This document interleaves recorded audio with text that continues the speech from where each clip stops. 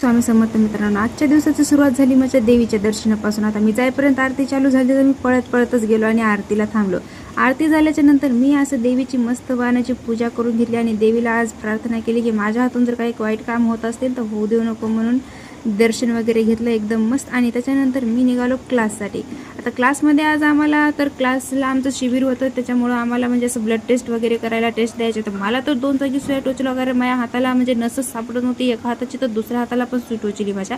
आणि त्याच्यानंतर मग आम्ही रूमला आलो आणि जेवायला गेलो. आता जेवण वगैरे केलं आणि दुपारच्या पारी थोडासा आराम करून पुन्हा आम्ही 3 वाजता निघालो ग्राउंडला जाण्यासाठी. पण आज खूपच जास्त आभाळ आलं होतं. आम्हाला वाटलं की पाऊस पडेल, आमची प्रॅक्टिस वाचेल, पण तसं काही झालं नाही. आम्हाला ग्राउंडला जावंच लागलं.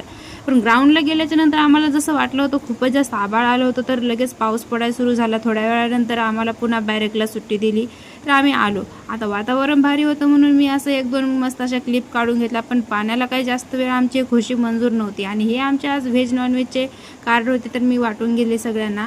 आता बाहेर पाऊस पडायला म्हणून मी माझं बॅरेकची रूम असं साफसफाई करून घेतली आणि त्याच्यानंतर मग मी साफसफाई करेपर्यंत पाऊस पण थांबला. आता पाण्याला आमची खुशी जास्त वेळ देखावली नाही.